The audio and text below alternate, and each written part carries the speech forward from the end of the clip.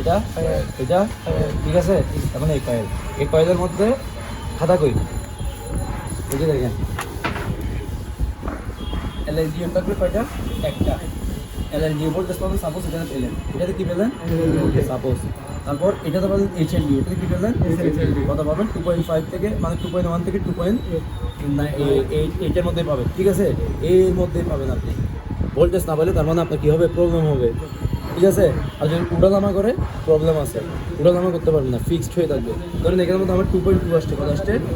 Fixed কী থাকবে fixed এখানে আসছে আমার হ্যাঁ ঠিক আছে। এখানে যদি আমার যদি 1.5 আসে এখানে 1.0 থেকে 9 ঠিক আছে 1.1 থেকে 0.9 এখানে আমার যদি 1.5 আসছে ফিক্স থাকতে হবে কি থাকতে হবে ফিক্স উড়ালামা করতে পারবে না উড়ালামা করতে পারবে না উড়ালামা করলে সমস্যা আছে উড়ালামা আছে কি আছে কথা বুঝছেন। এরপর বাঘ যেগুলো আছে এরপর কি আছে বাঘ এরপর কি আছে বাঘ এই বাঘগুলো এখানে অন্যান্য যা থাকবে ইটস ওর যা থাকবে এই দুটো তো চলে গেছে ঠিক আছে 1 2 3 4 এই চারটা এগুলোতে পাবো আমরা বাঘ কি পাবো বাঘগুলো পাবো আমরা 0.6 থেকে 1.2 এটা হচ্ছে ইউনিভার্সাল এটা হচ্ছে কি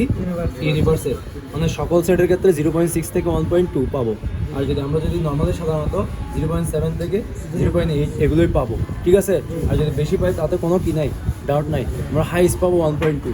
ঠিক আছে। আর যেহেতু এটা ফিক্স থাকবে এগুলো ফিক্স থাকবে ধরুন আমরা যদি 0.7 পাইছি কি পাইছি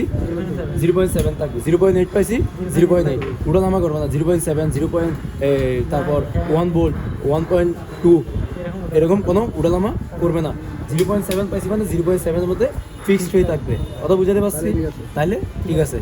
কথা বুঝছেন হ্যাঁ এগুলো মাপলে এইভাবে পাবেন। আর এখানে গ্রাউন্ড লাইন খুঁজে পাবো কথা বলছি এখানে কালোটা রাখবো ভোল্টেজ পাওয়ার সময় আর প্রুফে মারবো। আর একটা কথা সবসময় সত্য করো কোনো একটা কম্পাউন্ড মাপতে গেছি কোনো একটা কি মাপতে গেছি আমরা যে এই কম্পাউন্ডের ছোটোটা মাপবো না ছোটোটা গায়ে ধরবো গায়ে ধরতে গিয়ে যদি পাশে লাগাই শর্ট হয়ে যাবে পাশে লাগালে কী হয়ে যাবে